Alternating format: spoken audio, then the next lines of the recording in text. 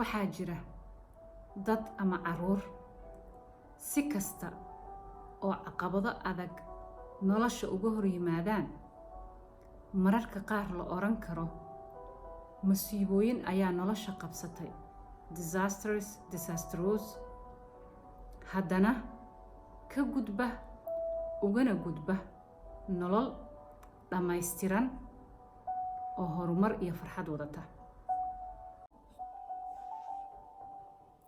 Assalaamu calaykum waraxmatullaahi wabarakaatuh. waa mar kale iyo Abshir Xasan Ishtiftum, anigoo ah Muna Maxamed Cabdi. Channelka Abshir Xasan Ishtiftum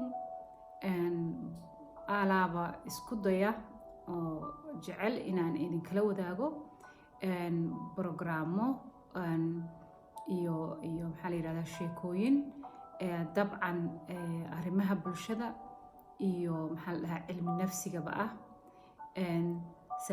psychology iyo sociology, ama afka Ingiliishka waxaa u malaynayaa psychology iyo sociology inay tahay.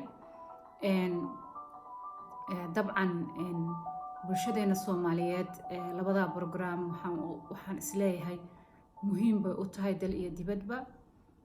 Dabcan way jiraan dad iga aqoon badan ama maxaa la yidhaahdaa ka hadlaan u malaynayaa, laakiin qof walbaba ma aragtay dhinaca buu wax ka fiiriyaa. Qofku wuxuu xagga ka waayay inuu halkaan ka helaa laga yaabaa, wuxuu halkaan ka waayay inuu meel kale ka helaa laga yaabaa. Marka muhiimaddu waxay tahay in marxaladda aynu ku jirno maanta dal iyo dibadba, in qof walbaba wixii uu isleeyahay mujtamacaaga wax unbay maxaa la yidhahdaa kusoo saaidinayaan inuu dabcan la wadaago. Marka insha Allah waxaan maanta jeclaan lahaa inaan idinla wadaago research ama maxaa la yidhaahdaa daraasaad ama forshun laga sameeyey wadamadan reer westiga ah ee ku saabsan nidaamka difaaca dareenka qofka buu ku saabsan yahay.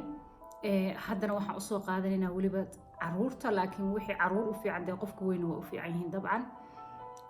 Sideedana maxaa la yidhaahdaa nidaamkan oo adkaysiga qofnimada ama adkaysiga awoodda qofnimada waa program runtii ay isticmaalaan maxaa la yidhaahdaa adduunka oo dhan laga isticmaalo, siiba ay isticmaalaan maxaa la yidhaahdaa shirkadaha, kambaniyada, si shaqaalahooda iyo dadka madaxda ah ee qofnimadooda mar walba u dhisaan. xataa dukaamada waxgada baa isticmaalo oo ku tababara maxaa la yidhaahdaa shaqaalahooda. qaybo badan buu leeyahay. qaybaha ugu muhiimsan baa waxay yihiin, marka waxaa lagu sheegaa marna 7 qaybood. yacni dad badan oo waxaa jira kala gedisan oo research ka sameeyey, inkastoo dadkii ugu horreeyey hadda insha Allah aan u malaynaya inay iyagu ugu horreeyeen aan soo maxaa la yidhahdaa halkaan kasoo tabin doono. Laakiin waxaa la yidhahdaa mar waa 7, hadda tan caruurta 6 baan anigu kuleyba ilaa iyo hadda hayaa ama aan meele ka akhriyey. laakiin mar waxaa lagu sheegaa 7 inay yihiin, marna inay 8 tahay, marna inay 10 tahay. laakiin mar walba oo isku soo laalaabanayaan oo ah qaabka qofku naftiisa u dhisi karo, uu u noqon karo qof oo potensiyaal leh, qof ma aragtay aanan dhibna aanan yacni uusan qofku mar wuu ku fikiraa oo yacni jilbaha dhulka ugu dhici karaan, oo uu noqon karaa qof dhibaato qabsatay, laakiin suu ugu istaagi karo, suu uga bixi karo, siduu qofku dhibkii qabsaday markii ka horreysay oo uusan dhibkaasi qabsanin awooddi uu lahaa mid ka badan inuu uga sii dhex bixi karo dhibkan, oo isagoo ka awood badan, ka karti badan, ka qofnimo fiican uu maxaa la yidhaahdaa ma aragtay dhibkii uu kaga gudbayo. marka waxaa la yidhaahdaa dadna ayagoo actiif ah oo yacni maxaa la dhahaa bay haystaan oo qofkii waa lagu wada dhashaa dabcan in adkaysigaas la leeyahay, laakiin qofna wuu daciifaa, qofna weli activitygiisiyaa jooga, oo horumar buu ka gaaraa. qofka daciifana waa la bari karaa baa layidhi oo ma aha wax ma aragtay aan la baran karin ma aha. marka insha allah barnaamijkan waxaan isku dayayaa inaan hadda inoo bilaabo nidaamka difaaca dareenka ilmaha iyo qaabka aan uga faa'iideysan karno. Das Immunsystem der Kinderseele. The immune system of the child soul. igaraale ahaada ingiriiska haddaan khaldo. waqti waxaa jira ishtiraas, walaac iyo cadaadis xagga shaqada ama dhaqaalaha ama culaysyo kaloo tiro badan ay iska jiraan.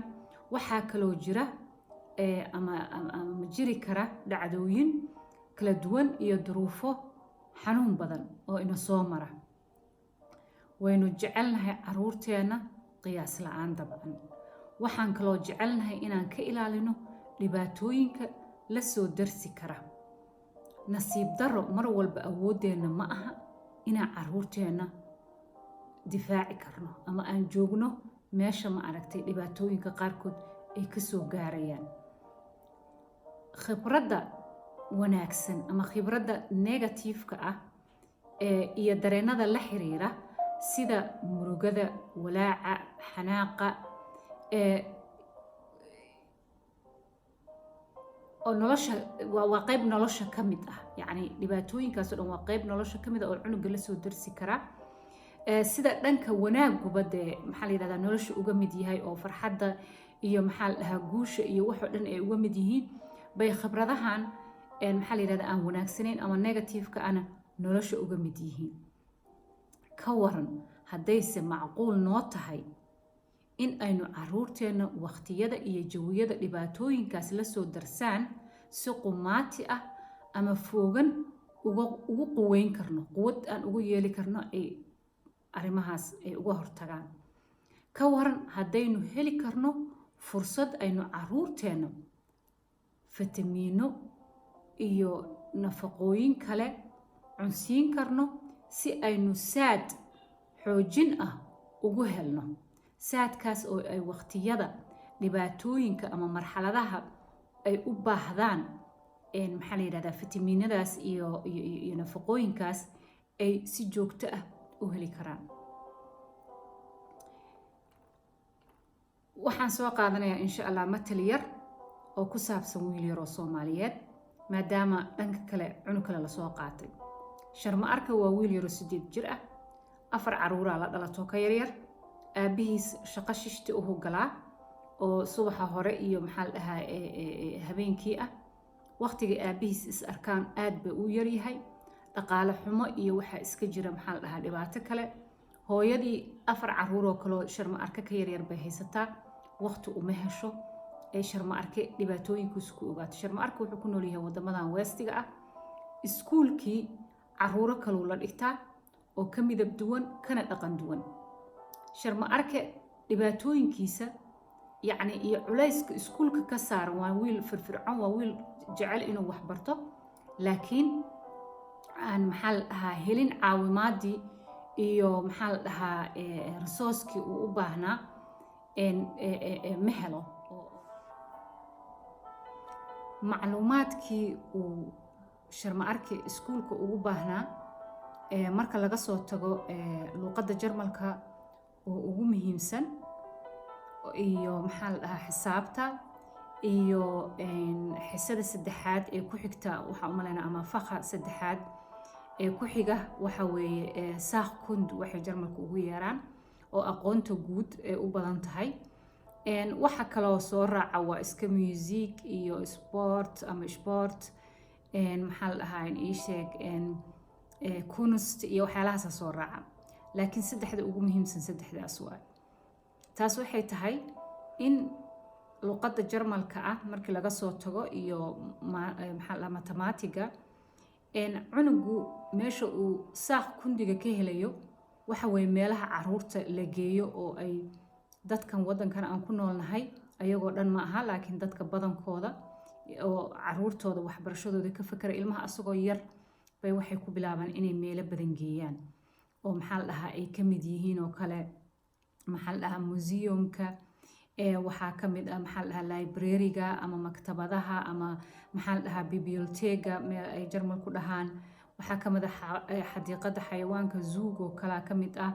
meelaha waxaa ka mid ah ay jarmalku dhahaan seenburdischkeidka ama sightseeing may dhahaan maxaa la dhahaa ingiriiska ama show